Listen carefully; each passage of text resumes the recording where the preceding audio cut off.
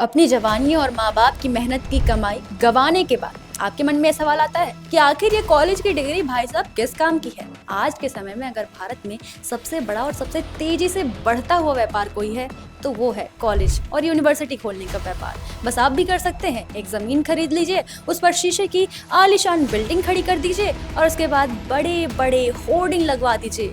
International standards, education, global type up, 100% placement.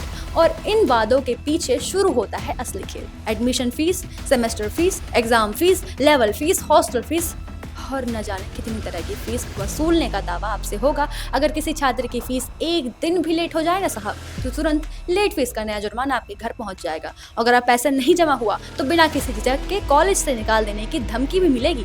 इन संस्थानों को इससे कोई फर्क नहीं पड़ता कि करियर और पढ़ाई के दबाव में भारत में हर साल 13,000 से ज्यादा छात्र आत्महत्या कर लेते हैं। हर घंटे एक छात्र अपनी जिंदगी खत्म कर देता है। लेकिन शिक्षा के इस बाजार में इन आंकड़ों की कोई कीमत नहीं। 12वीं पास करते ही हर छात्र को भारत की सबसे अंधी दौड़ में धकेल दिया जाता है, जिसे हम एंट्रेंस एग्जाम का नाम देते हैं। अगर डॉक्टर बनना है तो नीट, अगर इंजीनियर बनना है तो जेईई, और अगर आर्ट्स या सोशल साइंस में आगे बढ़ना है तो सीयूईटी है ना भाई साहब। परीक्षाओं की तैयारी के लिए लाखों छात्र कोचिंग संस्थानों में सालों तक पढ़ते हैं और उनके परिवार लाखों रुपए खर्च कर देते हैं। लेकिन सच्चाई यह है कि इन परीक्षाओं की सफलता दर अक्सर 2 से 3% के आसपास रहती है। मतलब अगर 100 छात्र इस दौड़ में शामिल होते हैं तो सिर्फ 2 या 3 ही मंजिल तक पहुंच पाते हैं और बाकी 97 छात्र सिस्टम से खुद ही बाहर कर दिए जाते हैं।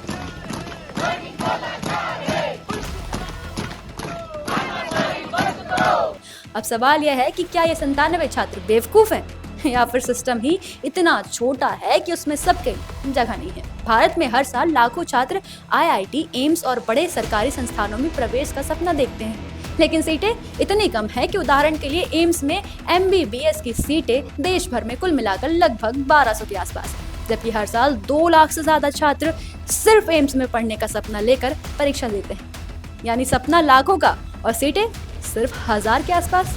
और अगर छात्र इस दौड़ में पीछे रह जाते हैं तो उनके सामने एक ही विकल्प बचता है, प्राइवेट यूनिवर्सिटी का, जहां उसे बताया जाता है कि यहाँ पढ़िए और 4 साल के बाद सीधे मल्टीनेशनल कंपनी में नौकरी पाइए। लेकिन सच यह है कि जब देश के सबसे बड़े और प्रतिष्ठित संस्थान जैसे आईआईटी भी 100% प्लेसमेंट की गारंटी नहीं लेता है, तो ये बड़ी बड़ी इमारतों वाले प्राइवेट कॉलेज 100% नौकरी का दावा क्या खोखला करते हैं। पिछले कुछ वर्षों में कई आईआईटी छात्रों को भी कैंपस प्लेसमेंट नहीं मिल पाया है। और दूसरी तरफ देश में युवाओं की बेरोजगारी इतनी बढ़ चुकी है कि 25 साल से कम उम्र के युवाओं में बेरोजगारी के दर कई रिपोर्ट्स के अनुसार 40% के आसपास है, यानी बहुत कम। ये जो सरकार की ये जो कमी है ये छिपा रहे हैं हमसे, हमें नियुक्ति देना चाहिए।